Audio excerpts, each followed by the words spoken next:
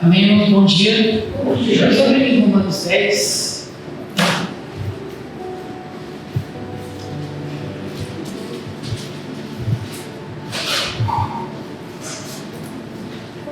Para a gente introduzir, como o pastor Nelson disse, nós estamos numa série desenvolvendo a carta dos Efésios.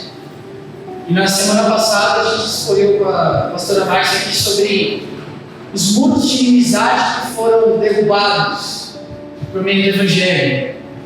E eu queria começar com Romanos 10 e 11 para a gente recapitular da semana passada, porque, assim, irmãos, eu, em particular, na minha vida, a gente cresce na igreja, eu pelo menos cresci na igreja, não sei qual foi a história de muitos irmãos aqui, talvez você não tenha crescido na igreja, mas talvez você esteja na igreja já há muitos anos.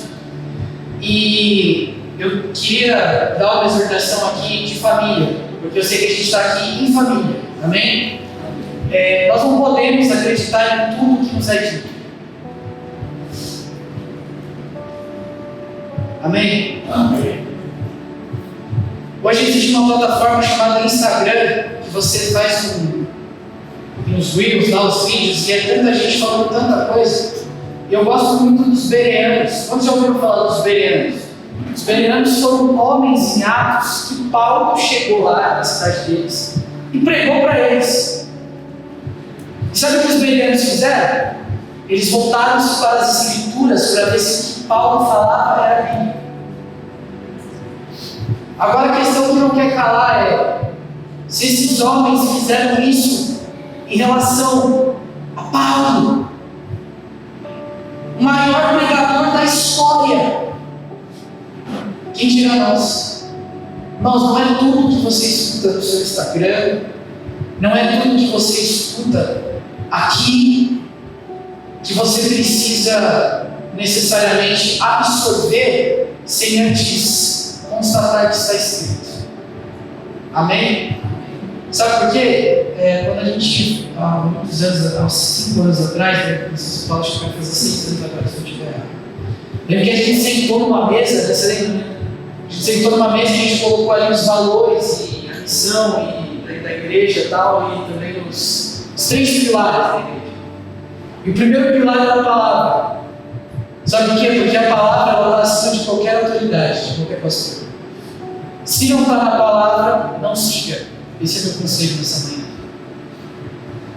Porque se não estiver, eu sei que tem pessoas que quando fala isso, ela fica, não, mas isso é você ser chato, isso é você ser religioso. Irmãos, durante uma época da minha vida eu também pensava isso, mas o dano que isso causa na igreja, o motivo hoje de nós estarmos num momento de louvor, muitas vezes, de nós estarmos vivendo uma vida apática, como o pastor Nelson falou aqui, diante de verdades tão sublimes, como nós vamos ler aqui em Efésios 3, as insondáveis riquezas de Cristo, é porque nós não conhecemos a Bíblia e nós não se relacionamos com a Bíblia.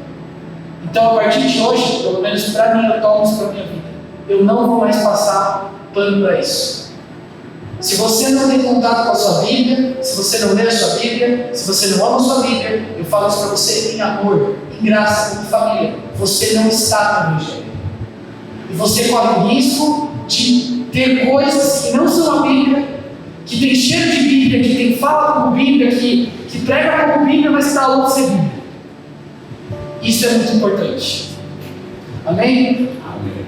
Lá em Efésios 3, que minha mãe, perdão, a pastora Márcia, que é minha mãe? Pastora Márcia pregou na semana passada. Ela falou sobre uma quebra de inimizade, de um muro de inimizade que existia entre 2 povos, Israel e os gentios. Você pode repetir? Israel e os gentios. Durante muitos anos da minha vida, eu pensava que o Evangelho, ele era focado, sabe? O âmago, o centro do Evangelho estava no Ocidente. O que é o Ocidente? O Ocidente é a região global onde nós vivemos.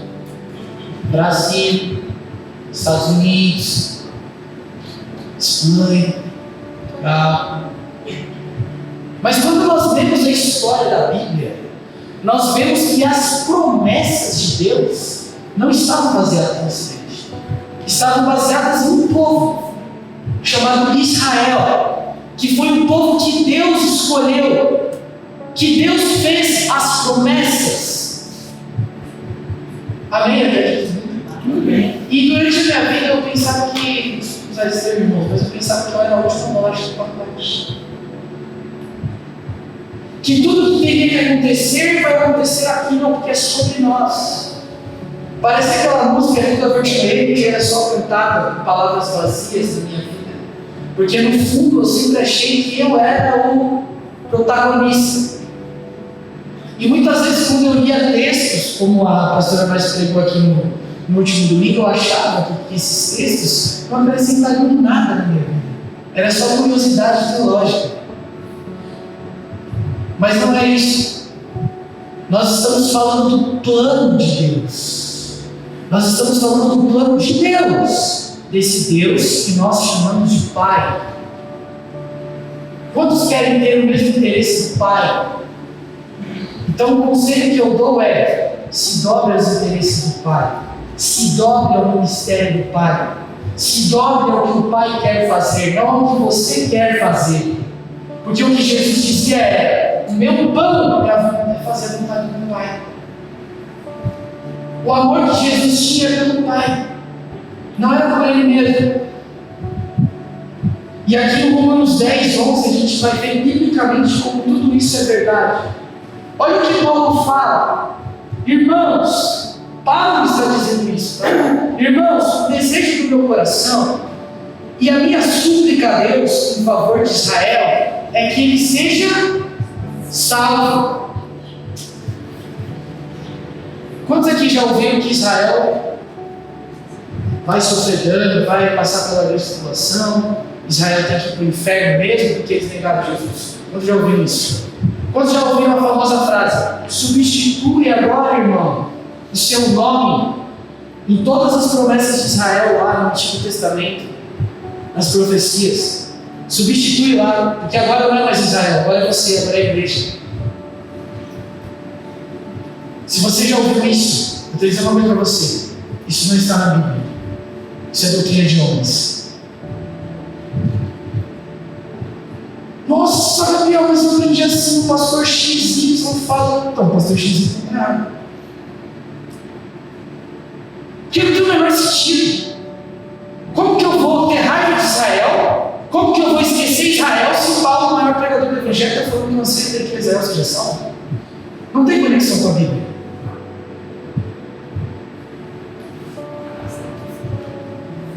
É nosso dever como igreja orar por Israel.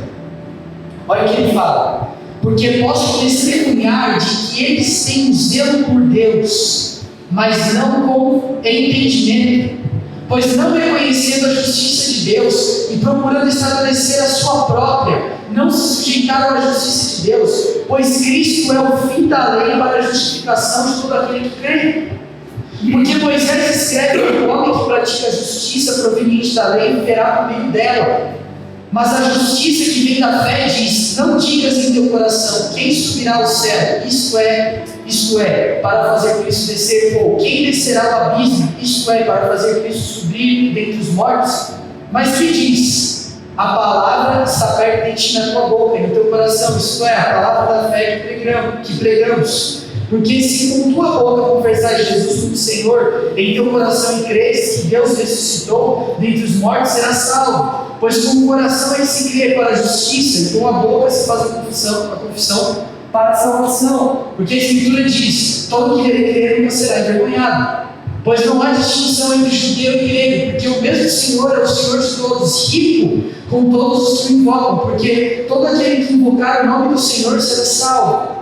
Como, pois, invocarão aquele que não creram? E como crerão naquele de quem não ouviram falar? E como ouvirão se não há quem pregue? E como pregarão se não forem enviados? Assim como está escrito: como são belos os pés que anunciam as coisas boas, mas nem todos deram ouvidos ao Evangelho. Pois Isaías diz: Senhor, quem deu crédito à nossa mensagem? Portanto, a fé vem pelo ouvir, e o ouvir pela palavra de Cristo. Mas pergunto: será que não ouviram? Claro que sim. Sua voz ecoou por toda a terra, e suas palavras transcorriam o mundo. Mas pergunto ainda, será que Israel não ficou sabendo? Primeiro diz Moisés, farei com que tenham ciúmes dos que não são do povo. Com o povo insensato vos provocarei a ira.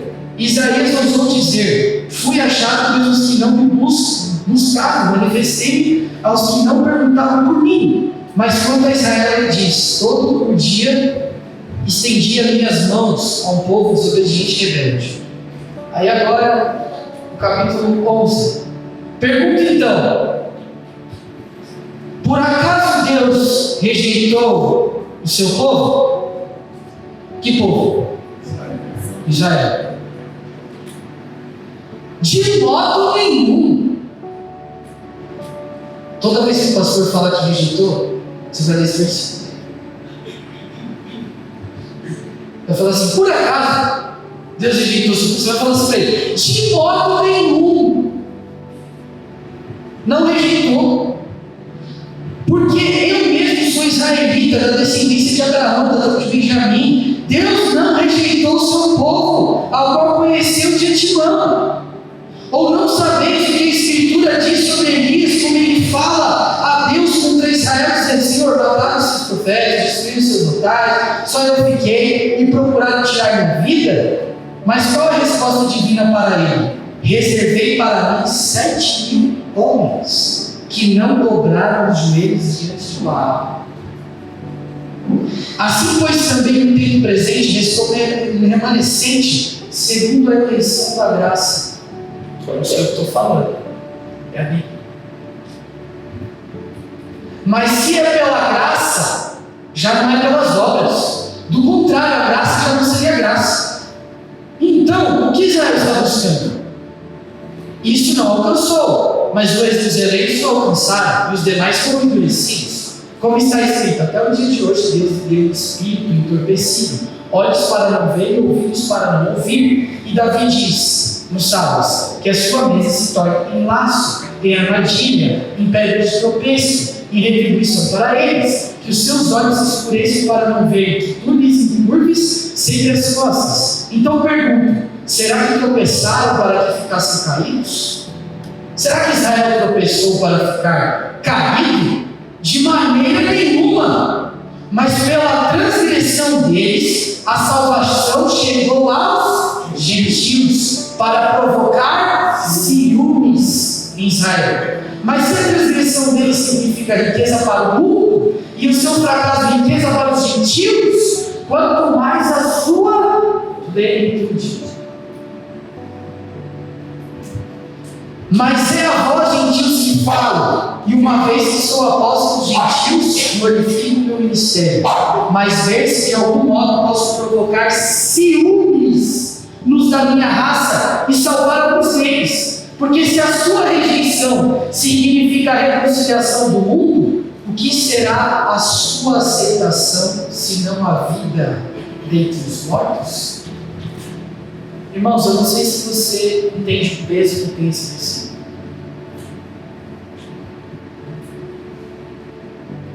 Não é sobre entender, é sobre conhecer. E eu quero dizer mais uma coisa aqui, em amor, em família. Irmão, se apaixone pelas Escrituras. Olha, eu sei que é difícil. Eu sei que é difícil dia a dia? É. É difícil no trabalho? É. É difícil com o marido? É. Com os filhos? Também. É difícil passar com a doença? Por perda? É difícil. É. Mas tudo isso é passageiro. Se acorda num dia, você fica lá um mês, lá meio tristinho, no outro mês, você já está de outro jeito, você já é outra pessoa. Mas a palavra, ela nunca muda. Ela sempre permanece a mesma.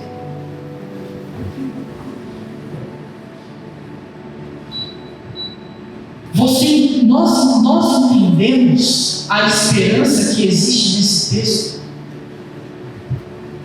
Nós vemos há umas semanas atrás, aqui em 1 Coríntios 15, que os mortos que morreram em Cristo vão ressuscitar na vida dele. Irmãos, eu não sei vocês, Mas se for para mim, Gabriel, for para mim, se valer para você, amém. Se não valer, tudo bem também. Mas para mim, viver um evangelho de aparência, que nem diria o Gregório Negrante, oferecer para Deus o culto do nádega. Sabe o que é o culto do nádega? É só vir ficar sentado na hora do domingo.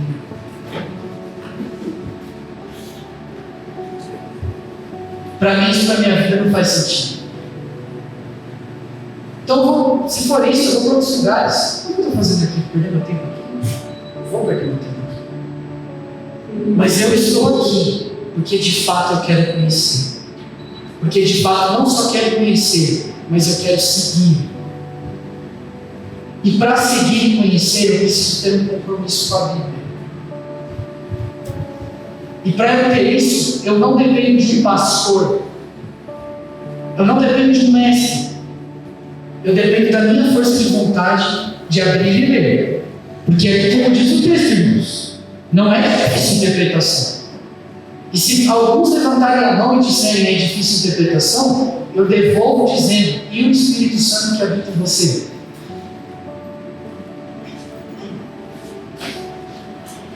Irmãos, já deu tempo de desculpas. Já deu. É hora de ir. É hora de se cobrar. É hora de se gastar em oração. Mas não é por qualquer coisa não. É por isso aqui que está escrito. Que nem o pastor Nelson ministrou agora há pouco, irmãos. Volta de Jesus. Nós fomos criados para sermos seres humanos apáticos. Irmãos, não olha para isso aqui. Não olha para essa estrutura não. O Espírito Santo está dentro de você. E Jesus disse para nós, vocês fariam obras maiores que eu fiz. Aleluia. Você recebe isso para a sua vida? Amém. Talvez você olhe e fale, não sou capaz de fazer obras. O Espírito Santo vira para você e olha, e aí, quando você vai agitar? Quando você vai profetizar? Quando você vai falar de Jesus para o seu vizinho? Quando você vai falar de Jesus para aquelas pessoas que precisam ouvir? Quando você vai cumprir o seu propósito?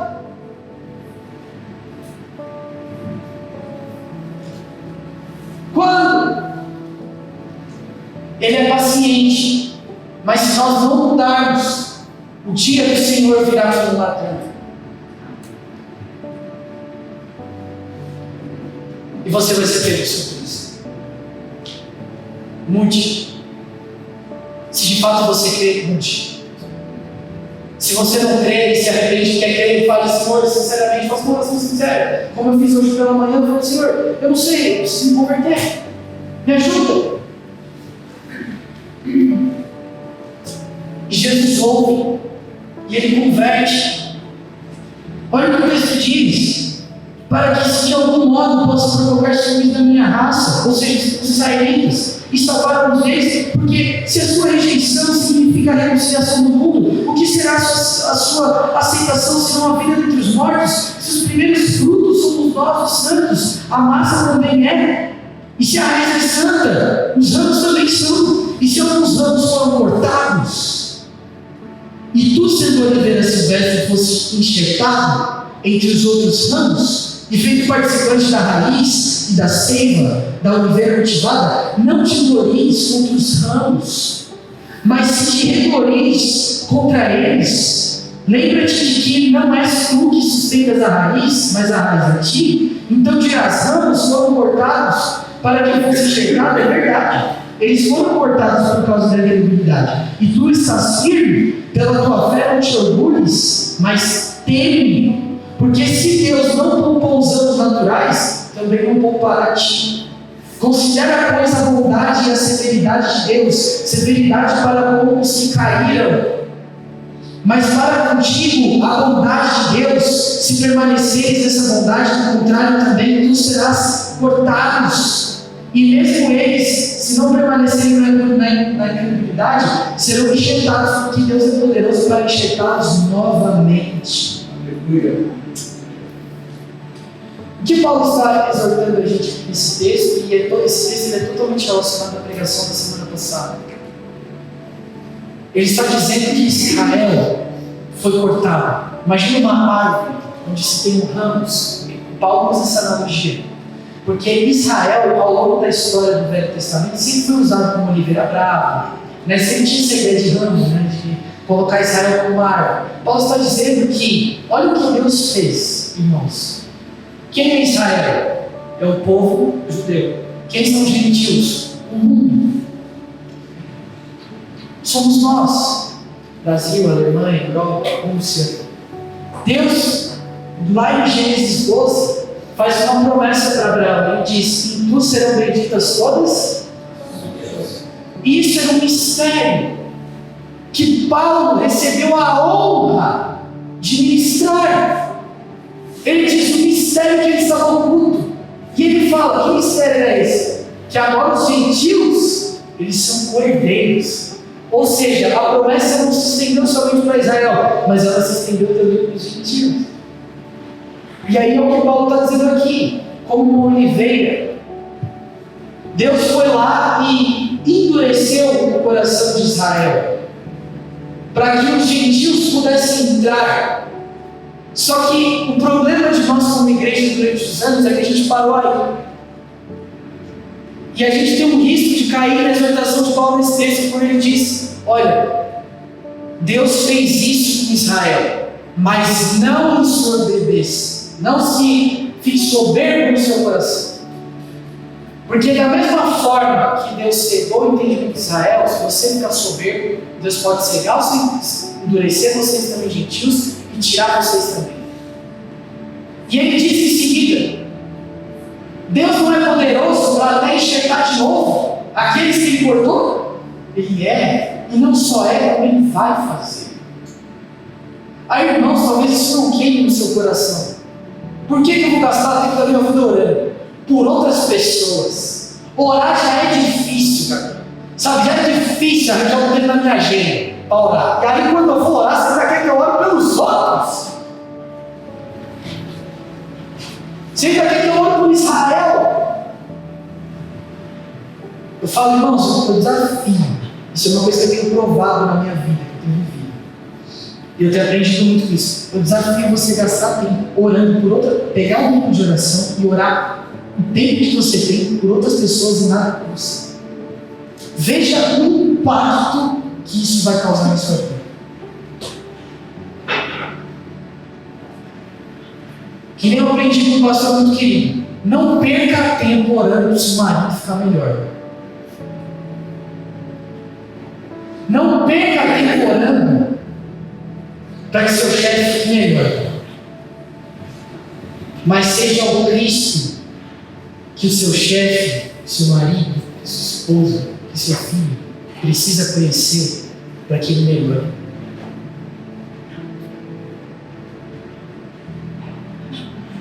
Porque no final das contas não vai se tratar da facilidade. Eu olho para o chefe e ele se converte e fica melhor. Não. Vai se tratar do que você está se tornando. Às vezes o chefe pode até converter, mas e você? Se converteu?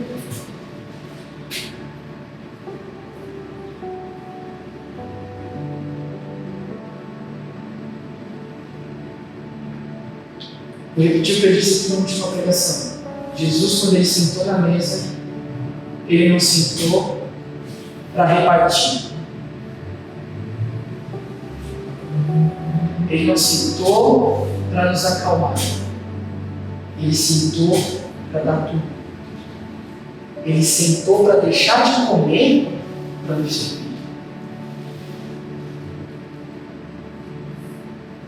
Então, se você ler o texto lá de Efésios 3 e ver esse muro de inimizade se derrubar, e ver o propósito eterno de Deus, que Paulo explica com maestria de Israel, e vem aquela coisa no seu coração: o que eu tenho a ver com Israel? Você não está olhando para mim, não, Deus? Olha o que eu estou passando. É dificuldade, é luta. Eu só digo uma coisa: cuidado. Falo isso para mim, para nós, tá? Para mim também, porque eu passo por isso também. Eu só digo uma coisa: cuidado, porque senão você pode estar igual Caim, sabia? Quando eu chego e pergunto para Caim: Caim, onde está seu irmão? Sabe o que Caim fala? Não sei. Tem alguma coisa a ver com o meu irmão? Alguma coisa tem a ver com o meu irmão? Irmãos, naquele momento, o egoísmo, sabe? A idolatria do eu é um tom tão forte no coração da humanidade por causa do pecado, que nós não temos mais a capacidade de deixar de lado um pouco os nossos problemas e servir o outro. Por isso que dentro da igreja é tanta tristeza, é tanta dor. A pessoa começa a passar por pressão. Aí qual que é o discurso dela? Ninguém veio me ajudar. Ninguém esteve na minha casa. Às vezes pode ser isso, sim, pode.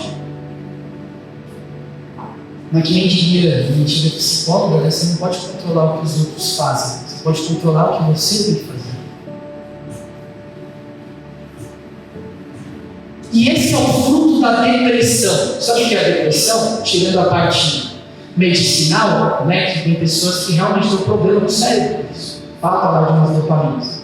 Mas a depressão do crente, no sentido espiritual, é quando a pressão da vida gera um efeito negativo. Porque o cristão ele nasceu para ser pressionado. Sabe por quê? Outra coisa que eu aprendi com um pastor muito querido. Quando você... Como que faz o azeite? Você não pressiona a uva não pega o azeite, não? Como que você faz o vinho? Você pisa.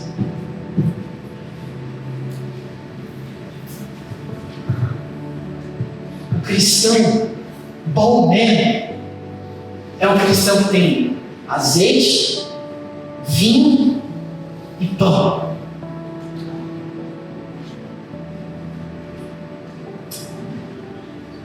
Amém? Vocês entenderam? Sim. Azeite, vinho e pão. Quando você pressiona o azeite lá assim, a uva, assim, azeite, não, azeitona,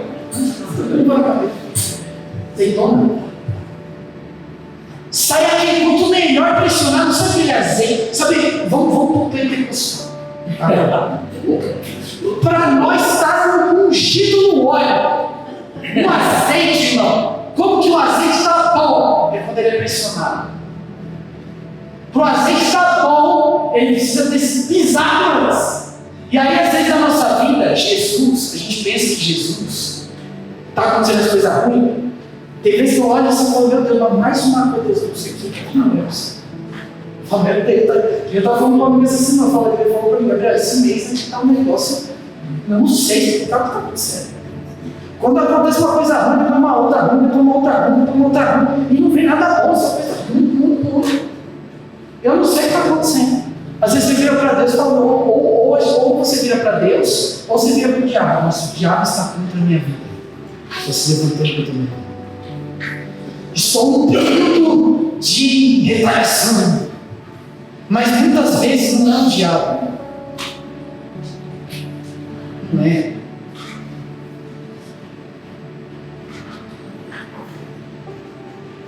É Deus pressionando para que seja gerado azeite. Para que você seja um cristão dentro do seu propósito, lá tudo em todas as coisas. Eu tinha um professor que eu achava que ele era meio louco, assim, falava assim, não desperdice o seu sofrimento. Eu falava, meu Deus, que palavra é essa? Não desperdice o sofrimento. Ele está amarrado com você. Isso aí não vem de Deus, não. Irmãos, Davi sofreu, Jó sofreu, Elias sofreu, Abraão sofreu, Noé sofreu, Abel sofreu mesmo. Todos eles sofreram. Por que você acha que Jesus sofreu? Por que você acha que o sofrimento, toda vez que você está sofrendo, não é do diabo? Não necessariamente. Às vezes Deus tem prazer no seu sofrimento? Claro que não. Às vezes Deus, porque nem o Tano dizia, o diabo, até o diabo é diabo de Deus. Você sabe o que é? Porque quando o Jó chega lá na reunião, é engraçado, na reunião no céu, sempre o diabo vem, aí Deus chega para o diabo e fala assim, Diabo, como está você? Está bem? O que você anda fazendo? Ah, circulou na terra aí. Circulou na terra, falou, então você nessa passeada aí, você viu meu servo Jó? Aí já está. Vira, lógico. O senhor dá tudo que ele pede, o senhor dá para ele.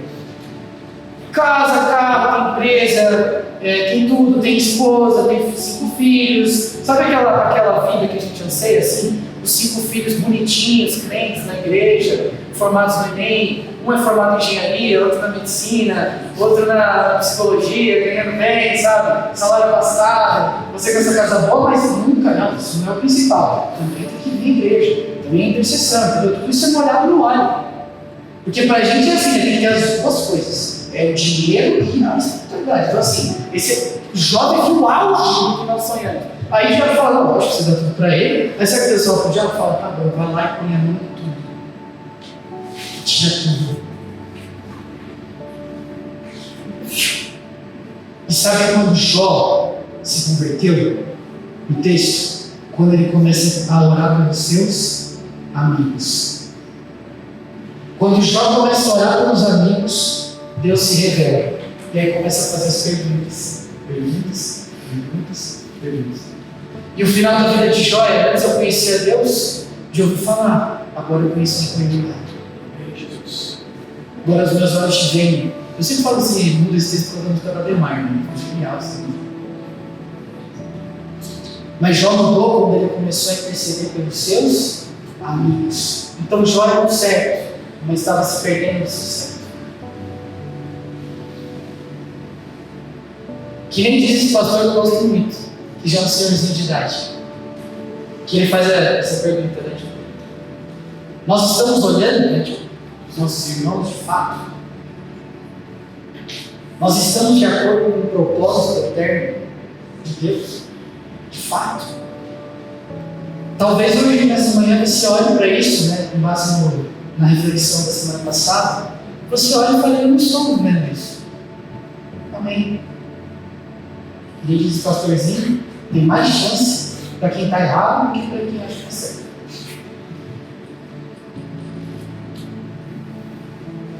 Tem muito mais chance. Porque o que está errado sabe que está errado, ele vai se arrepender. Mas o que está errado e acha que está certo, ele não vai se arrepender. É muito difícil. Entendendo até uma vez que a pastora Márcia comentou aqui, que muitas vezes a gente quer ter filhos que nem naquela parábola do filho pródigo, né? A gente não quer ter um filho pródigo, né? A gente quer ter um filho, mas eu posso falar, teve mais chance para o filho pródigo do que para o filho que estava em casa. Tem. Porque o que estava fora sabia que estava errado. Fez atrocidade? Fez. Blasfemou na cara de Deus? Blasfemou. Mas no final das contas ele soube que estava errado. Se arrependeu do todo.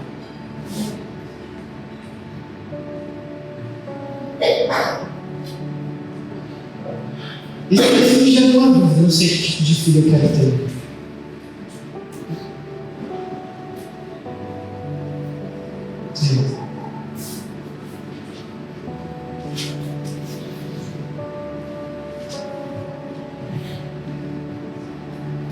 Efésios 3 diz o seguinte: por essa razão, Paulo, sou prisioneiro de Cristo Jesus por amor de vós, os gentios. Se é que sabeis da dispensação da graça de Deus que me foi concedida em vosso favor, e como por revelação me foi manifestado o mistério, conforme vos escrevi assim em poucas palavras, de forma que quando ledes podeis perceber a minha compreensão do mistério de Jesus Cristo. Que começando no versículo 1, Paulo diz: por essa razão, por qual razão? Por tudo que nós falamos agora. Por tudo que nós lemos na semana passada. Por causa da inclusão dos gentios no plano. E Paulo, ele recebeu, irmãos, um chamado. Ele recebeu um ministério dentro do plano de Deus, que para ele se reconhecia como menor. Ele falou: meu Deus, olha o que Deus fez. Eu perseguia a igreja, eu estava contra o propósito eterno de Deus, eu estava contra Abraão, contra os profetas. Jesus chegou lá, eu não só estava contra, fui lá e postei no meu Instagram, nossa, eu sou hashtag e tal. Não, eu ia lá e matava mesmo. Eu ia nas casas, prendia, matava, sabe? Eu via as crianças e matava. As vestes de Estevão estavam ali, eu vi Estevão. Cara, eu fui imaginando Paulo depois, encontrando Estevão no céu. Mas deve ser muito forte. E Paulo, ele se reconhecia, quando a gente vai ler nos versículos seguintes, como menor. Por quê? Porque ele foi um apóstolo que, assim, você olha e você diz, meu Deus, isso é a graça manifesta de Deus. É a graça emanente. Paulo reconhecia isso. E ele se coloca como um prisioneiro de Cristo Jesus, por amor deles, dos gentios, porque era do ministério de Paulo pregar aos gentios, fazer essa inclusão que nós falamos da oliveira, do enxertamento. Paulo era o responsável por colocar isso para acontecer, para rodar. Ele ia lá e pregava em Éfeso, pregava em Colossenses, pregava em Gálatas, e pregava para os gentios, primeiro para os judeus e depois para os gentios. Mas por que ele pregava primeiro para os judeus? Porque ele queria gerar o sim. Então Paulo era um cara que, assim, dentro do propósito de Deus, do propósito eterno de Deus, Paulo era um cara que ele tinha plena convicção do seu propósito. Plena convicção. E para ele era um prazer, para ele era uma honra. Por isso que ele mesmo preso em Roma, que é nessa carta aqui, como relembrando, ele está preso, tá? Eu não sei se eu acho que ninguém aqui nunca foi preso. Mas a sensação de estar preso não é coisa boa, não. Ainda mais antigamente, frio, cela gelada. E ele está escrevendo aqui que ele diz que ele é prisioneiro de Cristo.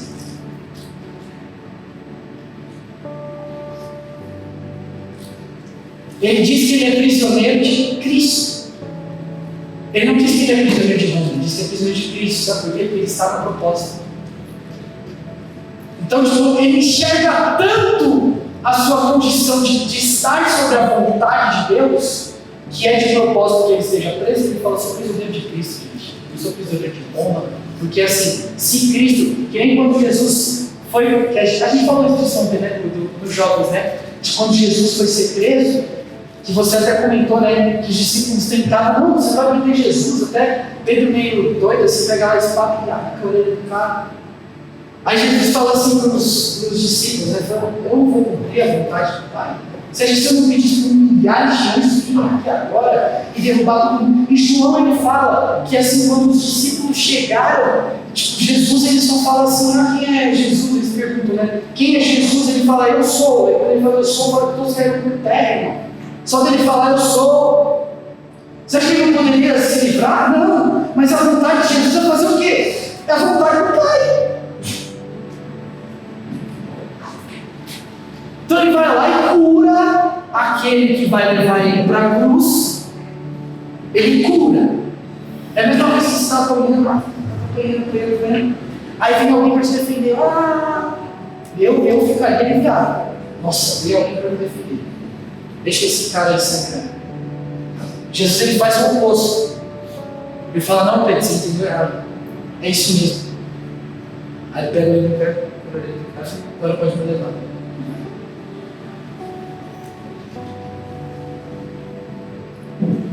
E Paulo tinha o mesmo sentimento que havia em Cristo Jesus. Irmão, você quer viver a verdadeira vida? É isso. Fala em amor, em graça, irmãos. É um engano pensar que a vida que nós temos para ganhar é uma vida de acordo com a nossa vontade. Isso é o que o pecado diz. Mas não é. Eu sei que às vezes dói, eu sei que o caminho é estreito, eu sei que é difícil, mas há uma alegria reservada para nós em Cristo Jesus. Essa alegria que houve Paulo estando preso, pregando, alegrai-vos, feliz, sabe? Ele preso lá apanhando e ele e Silas cantando, louvando e alegres. Eu fico imaginando os presos lá daquele lugar, falando, meu Deus, esses caras estão bêbados, não é possível. É uma alegria que não tem tamanho. É uma alegria maior do que o nosso ego, do que a nossa vontade sendo feita. É uma alegria maior, mil vezes plena, mil vezes esplêndida. Como Jesus diz, aquele que quiser conservar a sua vida vai perdê-la, mas aquele que quiser perder a sua vida por minha causa vai achá-la, vai encontrar a verdadeira vida. Então o que você tem que buscar nessa segunda, na sua terça, na sua Glória a Deus. É perder, não é ganhar. Hoje as empresas dizem que você tem que ganhar, você tem que ser o melhor. Mas não, o Evangelho não é o contrário, ele diz que você tem que perder para ter. E Paulo tinha esse sentimento. Prisioneiro de Jesus, não prisioneiro de Roma, não prisioneiro da Grécia, não, prisioneiro de Jesus, pelo quê? Pelo amor a vós gentios. Se essa vez da dispensação significa a administração da graça de Deus que me foi concedida em vosso favor. Porque Paulo fala administração, ele está querendo dizer como se Deus tivesse lá no céu um plano desenvolvido, e conforme vai passando os anos, ele administra esse plano, ele consuma esse plano. Então, quando ele está falando da dispensação da graça, ele está falando desse tempo que nós vivemos. É o tempo que Deus está derramando a graça. Não sei se você já ouviu falar disso, mas estamos no tempo da graça. Isso no contexto certo vale, no contexto errado não vale, mas no contexto certo vale, porque de fato a dispensação é agora da graça. Antes nós ouvíamos uma parte, um mistério, como diz lá em Hebreus 1. Antes ou outrora ouvíamos uma parte de salmos e poesias, mas agora ele nos fala por meio do Filho nos últimos dias. Então essa dispensação, é esse derramamento que Paulo está falando, da graça de Deus, que foi concedida agora a Paulo em favor dos gentios, como nós falamos. Que ele foi pego pela graça, ele foi cegado, na verdade, ali no caminho. E agora ele é um pregador do Evangelho para aqueles que antes que ele perseguia, os gentios. Para quê? Para que o plano de Deus se complete, porque faz parte do plano de Deus que os gentios sejam encontrados.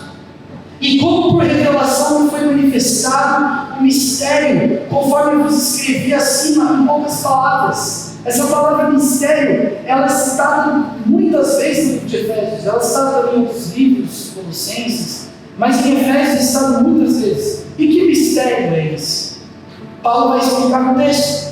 Mas quando você entende mistério, eu não quero que você leve para o misticismo. Não, esse mistério. Sabe, a Bíblia explica o que é esse mistério, gente. Não tem, Deus não faz um jogo de enigmas para você ir lá com os quebra-cabeças tentar descobrir, assim, sabe? Deus, ele fala, porque é graça, irmãos. Não é pelo mérito, é graça. E ele fala dessa graça para nós, ele explica esse mistério para nós. E aí Paulo fala que eu expliquei assim em poucas palavras. Irmãos, ele explicou para nós em poucas palavras nas 2 semanas. Que mistério é esse? Fazer ele convergir em Cristo todas as coisas que nós aprendemos nas bênçãos espirituais. Na semana passada aprendemos sobre a quebra do muro da inimizade. Que nós somos co-herdeiros juntamente com Cristo. Por que co-herdeiros? Porque a promessa não era nossa, mas ele nos enxergou pela graça, porque ele ama eu e você. Então esse é o mistério que agora está sendo revelado, e agora que Paulo é o ministro. Olha aqui o para Paulo. O versículo 4, de forma que quando ledes, ou seja, que eu escrevi antes, podeis perceber a minha compreensão desse mistério. Então Paulo teve de fato uma revelação desse mistério, pela graça. Esse aí, assim, enfatizando esse versículo 4. Irmãos, Paulo não merecia ter essa revelação. Eu não sei vocês, mas quando eu leio isso aqui, o plano de Deus, eu acho maravilhoso. Mas eu fico pensando, cara, que esse Espírito Santo não tem como. E Paulo, ele foi um cara que ele diz que ele não conversou com outras pessoas, ele não conversou com os apóstolos, chegou para Israel, falar com Pedro, depois que ele ficou cego. Ele se retirou e ficou 3 anos orando, e Jesus revelou para ele essas coisas. Por isso que ele se denomina um apóstolo fora do tempo. Porque depois de Jesus morrer e ascender aos céus, ele vai para um lugar, no caminho da volta de Damasco, e Jesus em 3 anos revela isso para ele. E ele está explicando para mim e para você agora. Ele está falando para a gente agora.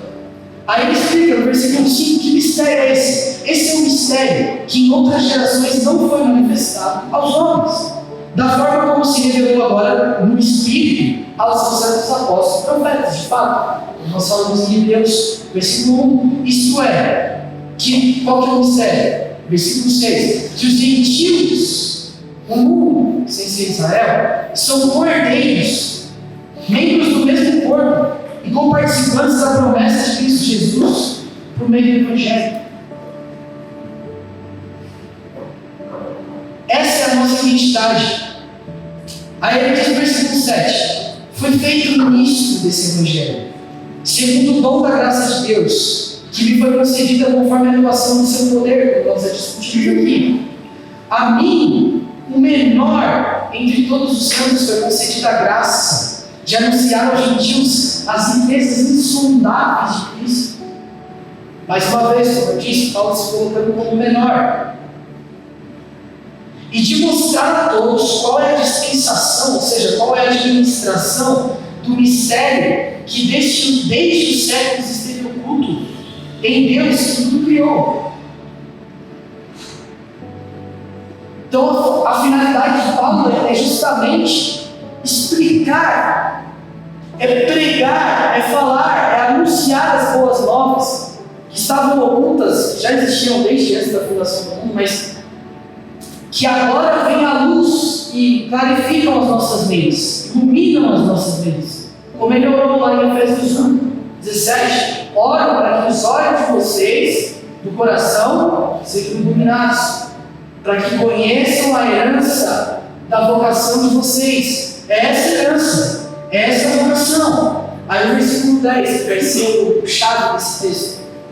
Para que agora a multiforme sabedoria de Deus seja manifestada por meio da igreja aos principados e poderidos nas regiões celestiais, segundo o eterno propósito que fez em Cristo Jesus, nosso Senhor. Agora o propósito é que a multiforme sabedoria de Deus, que multiforme sabedoria é essa? Para ser manifestada. É tudo que nós vemos, é tudo que nós falamos, é a remissão dos pecados, é a restauração de Israel, é a restauração do nosso corpo, é a unidade, é agora de que ambos os povos Ele fez um.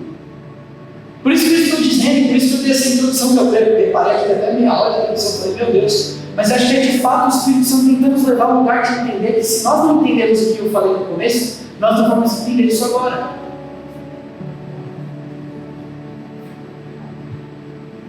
Como que você vai entrar nesse papel de igreja, de manifestar a multiforme sabedoria de Deus, se você não está imerso na sabedoria de Deus, se você não sabe nem quem você é, se nós não sabemos nem para que nós viemos aqui ou para que nós estamos aqui?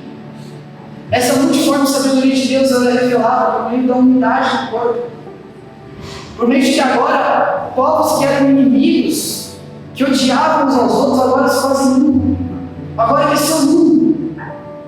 E outra, Deus ele faz isso não só para revelar para o mundo, mas para revelar nas regiões celestiais, nas regiões celestes, onde os anjos e os demônios estão em guerra, dia e noite. E na sala do trono Deus está lá soberano, Ele está reinando, e agora os anjos, eles veem o propósito de Deus cumprir por meio da minha e da sua vida, como igreja, e eles exaltam a Deus. Irmãos, eu não sei se isso para você, olha, não mexe com você, mas para mim mexe. Imagina, Deus está sentado no trono com o Filho em glória à sua direita. E agora, na dispensação de todos os tempos, Ele derrama essa verdade. E Ele olha aqui para a Missão São Paulo, Ele olha para as igrejas aqui de fora também, para todas as igrejas aqui do Brasil, Ele olha e aí o Espírito Santo mostra, Pai. Ele mostra, olha, Pai, como a multiforme sabedoria sua sendo revelada. Olha como eles andam em amor uns aos outros. Olha como eles se importam com os pobres. Olha como Jesus é revelado através da vida deles. Irmãos, isso não tem preço. Então, os poderes lá nas regiões celestiais, o diabo que é rebelde, está lá, furioso, e os demônios também estão lá, presenciando tudo isso. Essa guerra vai muito além de mim e de você, irmão.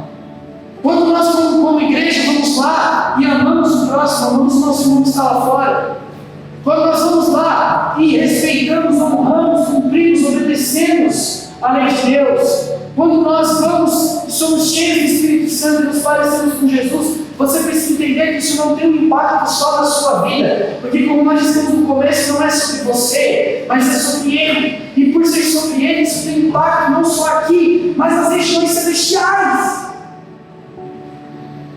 Quando nós falamos diante do sofrimento, você escolhe obedecer. Quando uma porta é fechada, você escolhe louvar. Isso tem impacto nas regiões celestiais. Você é um novo Jó. Aleluia. Que Deus olha e fala: eu você é um jovem.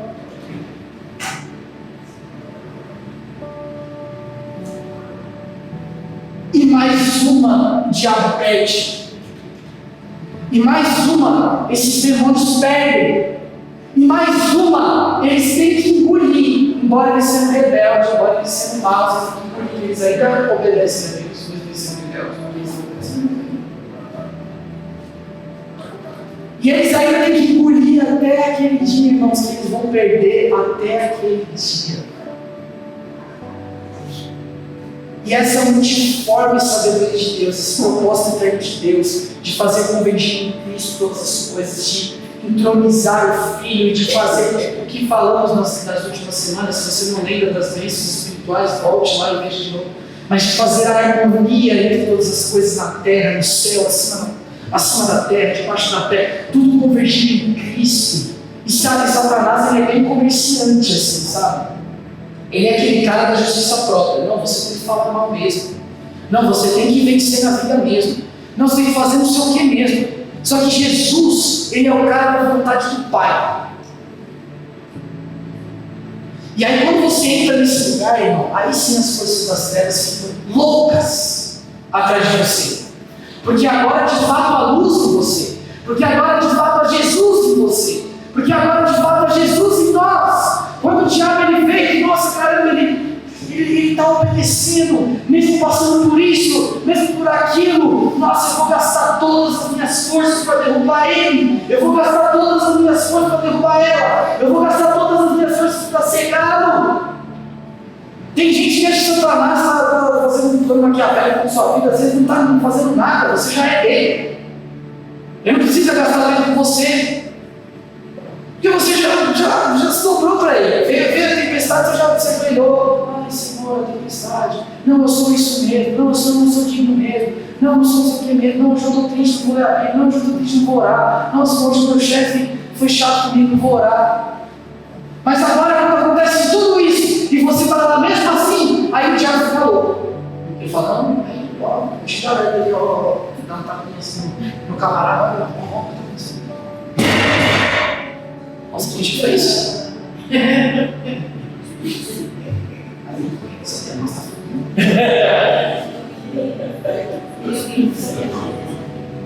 Aí o diabo, olha lá.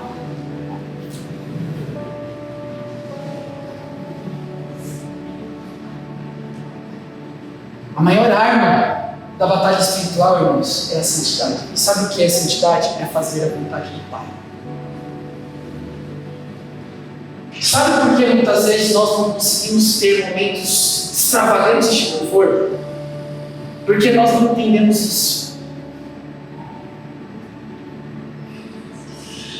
Se essa revelação caísse no nosso coração, quando nós cantássemos Santo para sempre, nós não focaríamos na música, se está fora do ritmo ou não, se a pessoa cantou ou não, nem muito menos se eu estou sentindo vontade ou não.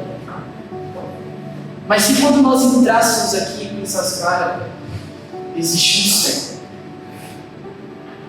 existe uma sala do trono, e os anjos estão lá agora cantando Santo, Santo, Santo. E existe um filho em glória, e esse filho que está em glória, ele está em glória porque ele venceu, porque ele é digno. Porque com o sangue dele comprou todos os povos, toda a tribo, raça, língua e nação. Nosso modo de adoração, de louvor, deve ser totalmente diferente. Porque o louvor e a adoração é uma resposta à revelação de Deus. E essa resposta precisa ser uma resposta adequada. Eu, pelo menos, quando eu ouço isso, eu estava lembrando do chão. E o Filho em glória. Acho que eu falei foi isso. 2 horas. E o Filho em glória.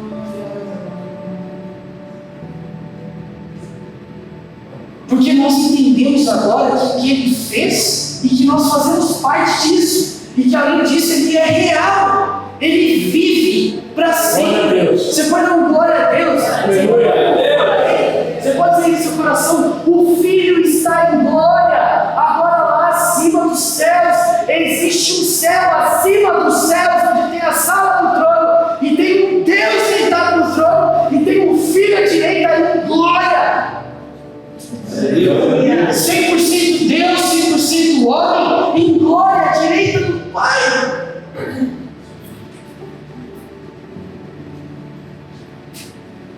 Irmãos, nós precisamos meditar mais. Você precisa ler mais. Nós precisamos ler mais.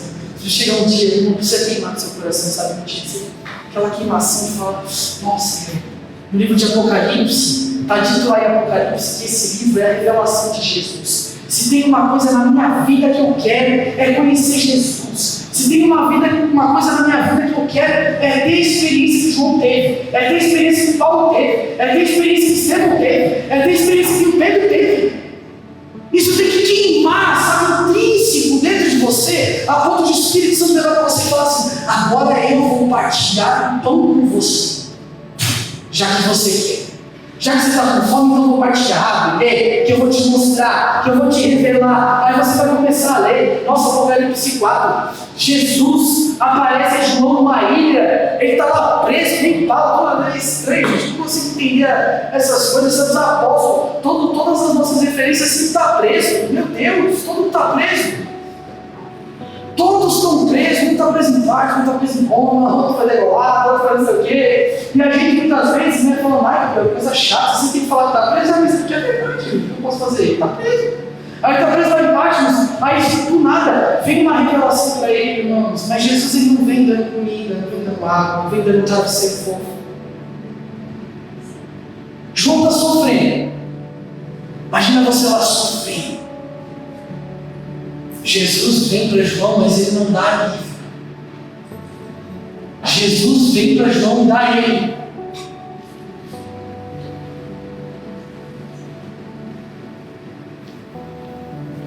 Você entendeu? Jesus vem para João e dá uma revelação de quem ele é. Só que aí ele vai lá dentro da Bíblia. Os profetas também tiveram essa revelação. Só que agora em João é a plenitude. Deus. Imagina que honra para João. Ele leu Daniel, ele leu Ezequiel, ele leu Jeremias. Daniel é o que mais tem, né? As visões e tal. Quantas visões que Daniel tem, é muito parecido com o que João deu. Porque agora Jesus vem dar plenitude. Agora, João, para encerrar com chave de ouro, eu vou dar a plenitude dos santos. E você vai escrever. E como diz lá em Apocalipse: bem-aventurados os que têm, bem-aventurados os que guardam e bem-aventurados os que praticam. E a gente passou anos e anos: não leia Apocalipse. Não leia Apocalipse, é difícil, irmãos. Por favor. Bem-aventurados os que leiam, os que guardam. Está escrito, vou ver aqui para a gente ler. Está aqui, Apocalipse 1, versículos 1. Revelação de Jesus Cristo que Deus lhe deu para mostrar a seus servos. As coisas, para quem ele quer mostrar? Para quem ele quer mostrar? Para os servos. As coisas que vêm, que em breve devem acontecer. Ele enviou o seu anjo para anunciar a seu servo João, que atestou tudo quanto viu da palavra de Deus, do testemunho de Jesus Cristo. Bem-aventurados, vamos repetir: bem-aventurados os que leem e também os que ouvem as palavras dessa profecia e guardam as coisas que nelas estão escritas, porque o tempo está próximo. Irmãos, como a Bíblia está dizendo para a gente, gritando nos nossos ouvidos: bem-aventurados que leem, bem-aventurados os que ouvem, bem-aventurados os que guardam, e nós não lemos, nós não ouvimos, nós não guardamos. Depois.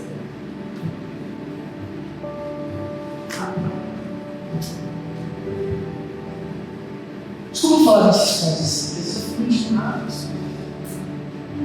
Não é culpa de ninguém,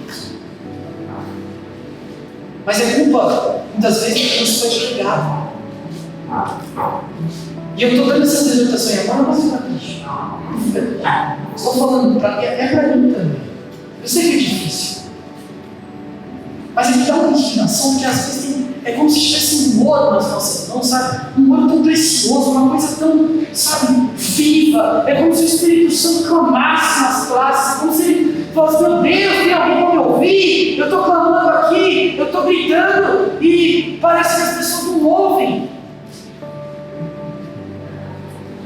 Não leve isso como uma madura, sabe? Não é madura, não.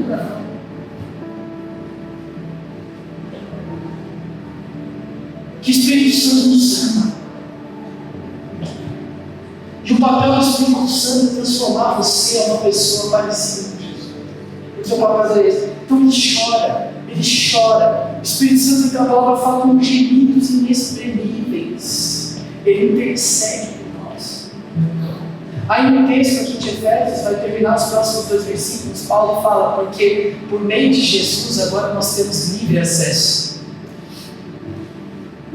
E ele termina dizendo para os Efésios: não desanimeis por causa das minhas tribulações, das minhas prisões, porque eu estou de acordo com o propósito. Irmãos, eu falo isso às vezes em mente lugar, assim, que eu lembro da primeira vez que eu tive esse contato. Eu sempre conto isso. Já. Eu estava lá num lugar, num curso que assim, eu não estava colocando tantas expectativas de algo muito, sabe? E eu lembro que há alguns anos atrás eu fiz uma oração, isso já faz uns 7 anos mais ou menos, 7 anos mais ou menos. Eu fiz uma oração para Deus. Eu falei assim: Jesus, eu não consigo me apaixonar pela sua vida. Sabe, eu não consigo entender. Eu vejo os homens falando, eu vejo as músicas cantando, as pessoas chorando, as pessoas clamando, e eu não consigo entender. Irmãos, a partir daquele dia que eu fiz aquela oração, eu tive algumas ministrações, e os meus olhos foram abertos.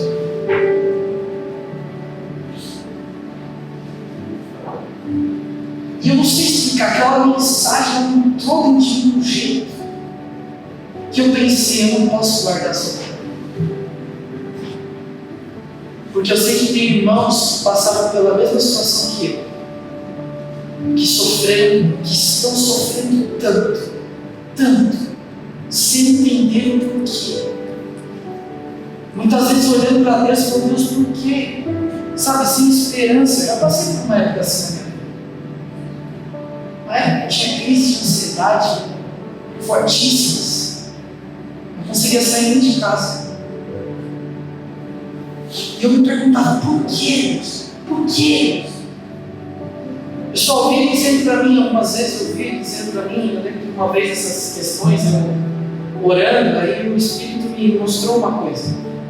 Ele mostrou um muro. E embaixo desse muro havia pedras preciosas.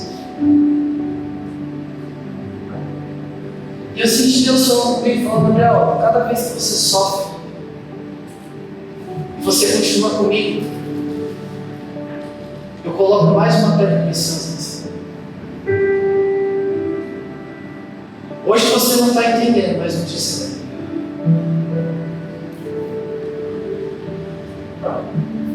E aí eu não pude deixar de pregar, às vezes eu preciso ter uns conflitos internos. Eu falo isso com a Sofia, eu falo isso com você, eu não gosto de pregar. Nossa, porque fico angustiado assim, falo: mas será que eu falei alguma coisa? Será que, sabe, eu fui além da conta? Será que eu pesei um pouco a mão dos irmãos, sabe? Será que eu falei de uma forma que o meu irmão ficou ofendido? Será que eu atrapalhei em vez de ajudar? Mas é que eu falo assim indignado, porque, irmãos, isso aqui é uma coisa que é insondável, como Paulo fala. São as riquezas, são as insondáveis riquezas de Jesus. Teve uma vez que eu estava no meu quarto, eu estava dando lá o Apocalipse 5. Na minha falha, nas minhas mornidões semanais, um dia eu acertei, fui lá para ler a Bíblia, sabe? Eu estou melhorando, mas a gente chega lá junto. Um dia eu fui lá ler, irmãos, eu comecei a ler esse texto de Apocalipse 4 assim. Nossa, não deu outro. Eu já tinha lido esse texto, mas naquele dia foi diferente. Quando eu li que João chorou porque não tinha ninguém capaz de abrir. E o que é esse? É o plano. O livro é um plano. Se ninguém abre o livro, David, o selo vai romper. Não veio o primeiro cavaleiro, não veio o segundo, não veio o terceiro. Então João ele fica, meu Deus, mas e agora? O que vai acontecer? Ninguém abre. E mano, quando eu li aquele texto que dizia, o texto fala, e se procurou. Se procurou, mas os anjos procurando. Embaixo do céu, acima do céu, desejos celestiais, no inferno, na terra. Imagina olhando para todos os pregadores, todos os ministros, olhando, meu Deus, quem é digno de abrir o céu? Quem é digno de abrir o céu? Quem é digno de abrir o céu? Aí eu fico imaginando o João lá esperança. Vai achar. Aí chega um anjo com a notícia, não achou ninguém. Meu Deus, e agora? E agora? Não achou ninguém. E aí ele cai no chão e chora. Aí o anjo chega para ele, pega no telefone e fala, João. Cordeiro que comprou com seu sangue, ele é digno de Deus. Aquele que veio, eu comecei a lembrar de Jesus vindo numa manjedoura, se fazendo um homem servo. Eu comecei a imaginar, lembrar de Jesus na mesa com Judas, sendo traído, tomando um beijo, sabe? E Jesus 100% homem, sofrendo as traições, sofrendo a dor, em tudo sendo tentado, sendo rejeitado pelos da sua casa. E imagina aquela vida, a expiação de Jesus. E agora chega o ápice, o clímax. Não, João, o Cordeiro. Porque ele cumpriu a vontade do Pai. Ele foi o primeiro e ele vai abrir. Aí o Cordeiro pega e abre. E abre o seu. Naquele momento que ele estava no meu quarto, eu parei de ler o texto. Eu ajoelhei e disse: foi como se naquele momento eu parasse de olhar para mim e começasse a olhar para ele. Naquele momento a paz que reinou sobre a minha vida foi impressionante. Parecia que as coisas estavam tudo errado, tudo dando errado. Mas eu olhando para ele, foi como se as coisas começassem a ir para o eixo. E eu olhava para as coisas e falava, quer saber, não importa se vai ter, se não vai ter, se vai dar certo, se não vai dar certo. Uma coisa eu sei que eu nunca vou perder, é isso. Primeiro, graças a Deus, que nós somos um país que não tem perseguição em relação à Bíblia. Então, eu vou poder ter esse texto. Assim, tem pessoas que não têm essa oportunidade, mas elas têm o seu espírito. Tem textos que são pedaços do céu.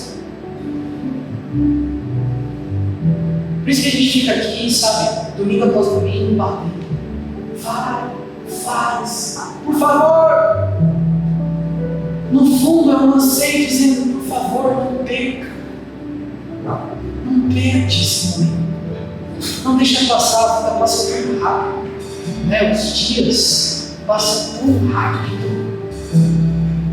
Não perca não, irmão, sabe?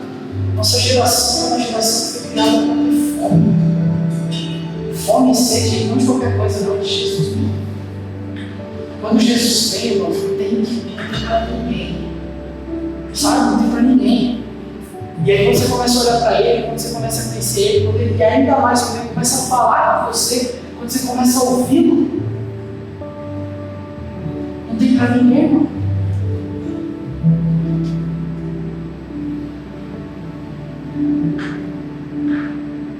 Não tem para ninguém.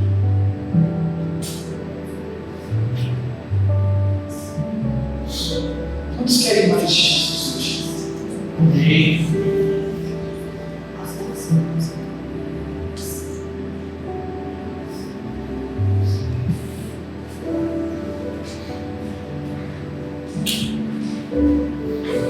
Chegou um tempo, irmãos, que é necessário prática. Há uns meses atrás, Jesus falou comigo uma coisa muito séria. Ele falou, Gabriel, se você não mudar, você vai ser como aquele texto que você já pegou esse mês. Senhor, estamos no lares, peguei, louvor. Eu vou virar para você. Porque a motivação da sua vida é no seu.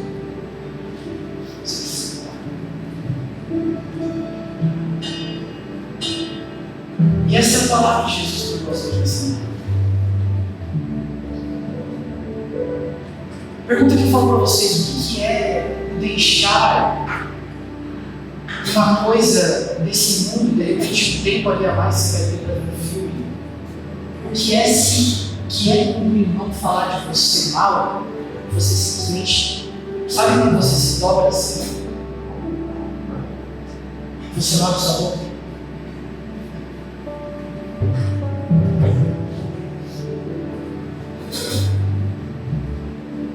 O que é quando uma pessoa dá um tapa na sua face um dia, você olha para ela no outro? A pergunta que eu falo: o que é isso comparado com a grandeza da glória de Jesus? Quando você olha para Jesus, essas coisas ficam fáceis. Porque você é tão constrangido, tão tomado pela glória. Irmãos, que sim, você vai continuar errando, mas você vai ser transformado de glória em glória. Agora os seus interesses não são mais os interesses de agora são os interesses. São as coisas do alto. Aí a palavra que você via lá 10, 15 anos, você está lembrando, né? Paulo, pensei nas coisas do alto. Ah, isso é pensar nas coisas do alto? É o que Paulo vivia. Imagina o Paulo pregando para nós aqui, gente. A gente imagina um pregador forte, menino. Não, cara, fortinho, doente. E toma. Porque assim, a gente tem essa geração que não cresceu, cara. É o pregador, é a banda, é o louvor. Mas esses caras, eles queriam sumir. Eles não queriam aparecer. Eles queriam sumir para que o Cristo fosse revelado. É isso aí. Desculpe, mas quando em todos os casos, quando eu vejo lá no Instagram, nossa, 1 milhão de visualizações. Ok. Você é uma bênção.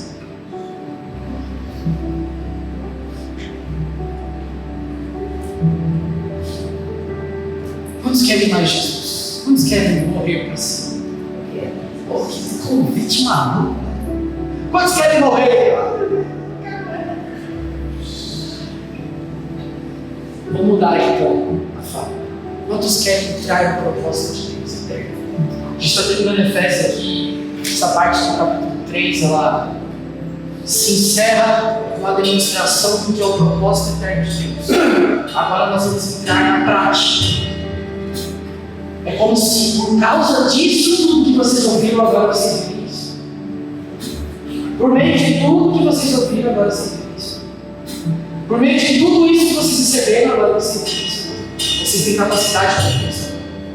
Mas a explicação do propósito eterno de Deus, que é isso. Irmãos, eu sinto um amor, sabe, de vocês. Eu digo que essa palavra, como ela confrontou o meu coração um dia, que ela confronte o seu coração. Então feche seus olhos. Comece a orar, comece a falar com Jesus. Peça a Ele: Senhor, sabemos que é Jesus. Nessa manhã nós oramos, Pai. Sabemos que é difícil, não somos pessoas falhas.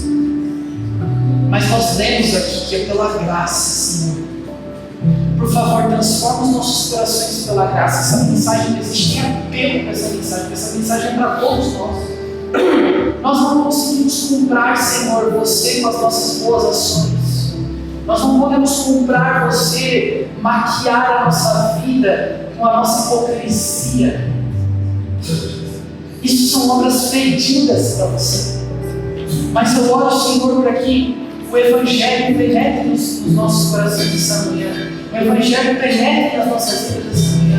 O Evangelho vai lá no âmago, naquele lugar onde nós falamos que, Senhor, eu não consigo mais, eu não tenho mais nenhuma ferramenta, eu não tenho mais nenhuma força. Agora é 100% Deus, é dom de Deus, não vem de nós, é dom de Deus. Senhor, que nós entramos nesse lugar que nós vivamos nesse lugar, para que nós aprendamos a ter amor por Ti e amor pelo próximo. Senhor, nos ensina, nos ajuda, nos livra, Jesus, de chegarmos naquele dia e sermos rejeitados, sermos lançados fora. Nos livra, Pai, de estarmos vivendo uma vida que não condiz com os Seus caminhos. Por favor, Jesus, nós queremos ser conhecidos de Ti.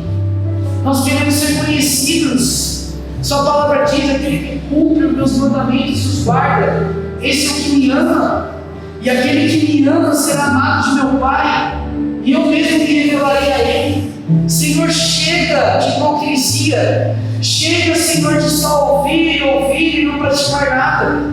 Mas, Pai, que a Sua palavra possa ser eficaz na nossa vida.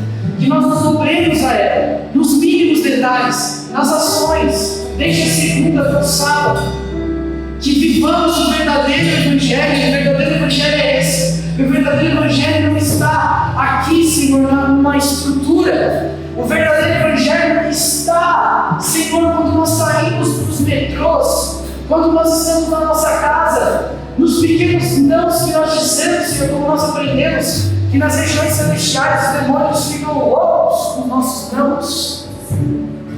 Nos ajuda, Senhor, a estar nesse lugar, nos ajuda a contemplar esse lugar, Pai, até que o Evangelho nos consuma, até que o Evangelho seja a maior glória que nós tenhamos.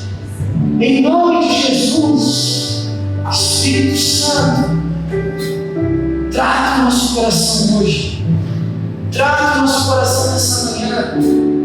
Tira os olhos daqueles que estão sem esperança, que eles possam agora passar a contemplar a verdadeira esperança. Ó Jesus, pessoas que estão passando por dificuldades, por lutas, Pai, por favor, como nós oramos aqui ontem, Pai, que não ouviu, que seja ouvido, que esses homens contemplados, que esses homens contemplaram a ponto de não ligar, não se importar mais com os mesmos, que esses homens viram, Pai, a ponto de serem espancados, torturados, presos nas masmorras, nas prisões, e mesmo assim continuarem felizes, mesmo assim continuarem, mesmo assim obedecerem o que esses homens viram, o que esses homens contemplaram. Nós queremos ver, Senhor, isso, como nós lemos aqui no penúltimo versículo. Agora nós temos o livre acesso. Isso não é restrito ao pastor, não é restrito a uma comunidade local. Isso está aberto. Como disse o profeta, os céus estão abertos. E da mesma forma, lá em Apocalipse 4, Senhor, como o anjo chegou a João e disse: sobe e vê, sobe e vê as coisas que hão de acontecer. Eu oro, Jesus, para que nós que estamos aqui nessa tarde aceitemos o convite para subir, em nome de Jesus.